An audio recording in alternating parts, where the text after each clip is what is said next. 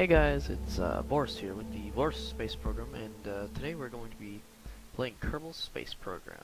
I started this we're going to start this new, what is this, a career map, and we're going to progress as we go, and hopefully we get some really great science stuff done, and I'll make myself look like a fool.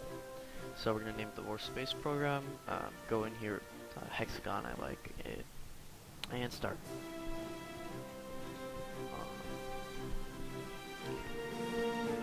Alright, so here we are, and we're going to go ahead and go to the VAB, the Vertical Assembly Building, as it's known, and we're going to build ourselves a rocket.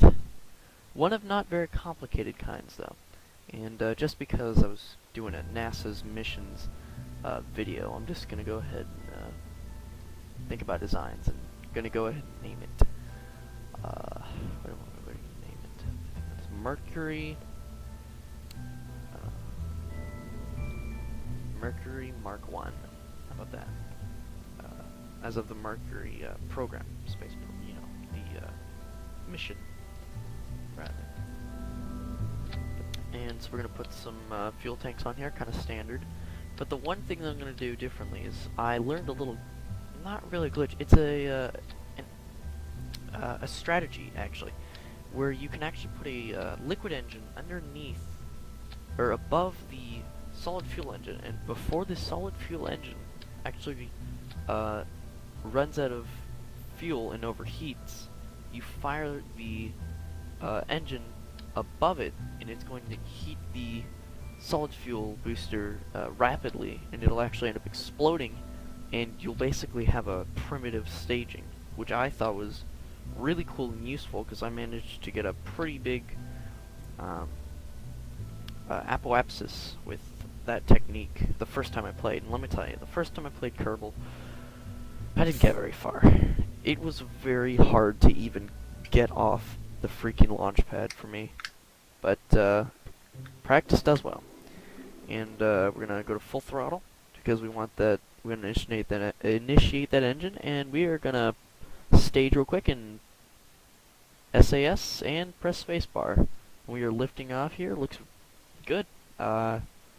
No current problems, but if you see in the distance there, that black little dot is a monolith, which I never knew, and if you go up and look at it, it looks like there's like a death symbol. I think it's a monkey head for, crap, who makes this game? I forgot who makes this game. Sorry. I will post it in the description, maybe. And, so yeah, we are about to run out of fuel in our solid fuel. We got a couple more seconds left before we fire that engine. And as soon as we fire the engine, you'll see it the bottom booster overheat, and we should get our staging. Here it comes. It's overheating, and beautiful. Blast right off. And now we got this second staging, basically. Hopefully get some really great science data with this. We're not going to get that much. We're only going to get, like, probably less than 10. On our first flight, of course. Now, what we're going to do is we're slowing down our speed because I watched various videos on orbital strategies. I was going to say strategies now. Strategies of how to get into orbit, and turns out sometimes you put in too much. You actually don't need as much power as you think from the engine. So usually on the surface you want to stay about 200 meters per second or so, and then once you get up in space, then you start speeding up, full throttle, until you get to a reasonable orbital velocity, such as like 1,000 to 2,000 meters per second, or even lower. Well, not lower, just at least 1,000, I'd say. And there's our orbit right there. Doing pretty good for our first flight.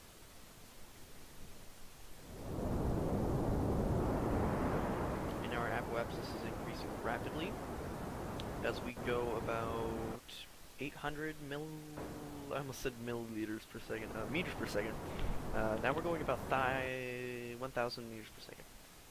And we're about to run out of fuel here. I was gonna try to do a burn to, actually, I tried to do a burn, I'm gonna try to do a burn up here, and basically broaden the orbit or make it more circular or whatever. But basically, I'd say we're in space, believe it or not. First flight and we're in space, pretty nice. I have a good amount of experience with this game. Though I don't know how to dock is the problem. And we're going to keep traveling along here. I don't need maneuver nodes because I'm kind of used to circularizing my orbit with just the nav ball. And we ran out of fuel.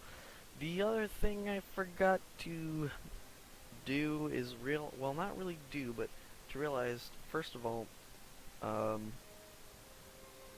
we can't separate those little fuel tanks.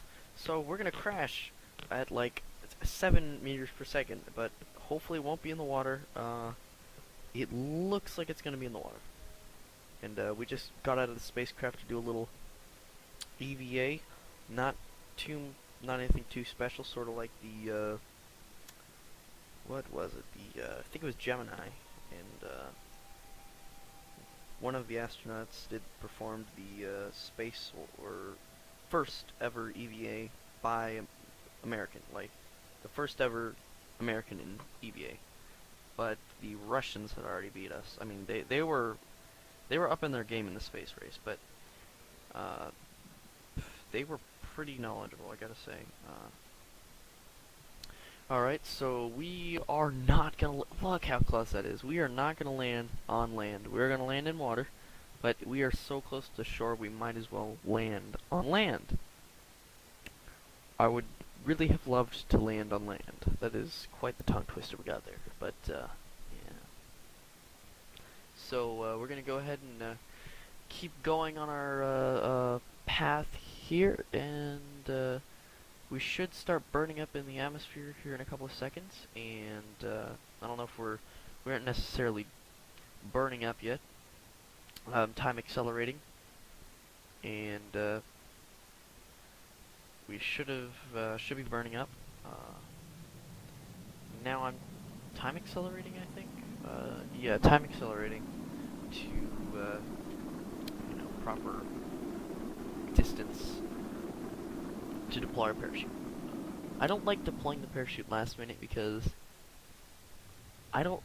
it hasn't happened to me any more yet, but certain times I've actually deployed my parachute at a last minute sort of height, or like probably, I don't know, about 1,000 meters above the surface, or not even 1,000, like 600 meters above the surface, and it ended up resulting in the other half of my rocket falling off and exploding into the ocean or even the land.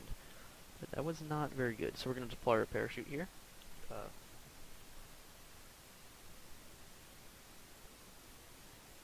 And I'm transmitting my data because I'm in fear that we're going to crash too quickly into the water. And that's the problem with water landings is, on Kerbal Space Program, if you hit the water too rapidly, you actually sort of not necessarily disappear. I think they should fix this little not a bug. It's not a bug. It's put in the game for a reason, but I think they should change the fact that once you hit the water faster than,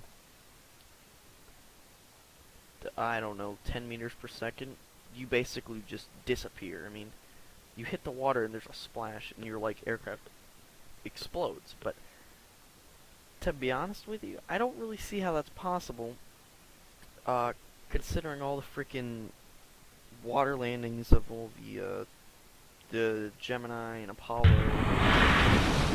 I'm not really scientific with that stuff, but we barely missed that. We barely missed that landing. I was so scared that we were gonna explode on impact.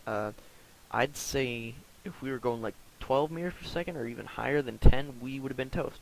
Now we're gonna get out of our spacecraft and take a surface sample. And we blah blah blah, take a surface water dramatically. I've already seen these. Doesn't think a spacesuit was necessary to get here.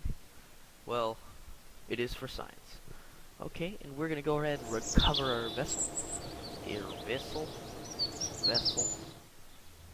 and we're gonna go into the R&D. Get us some rocket parts for further development. Now, we don't necessarily need fins right now. I don't prefer them. I'd rather land on the moon first than use fins.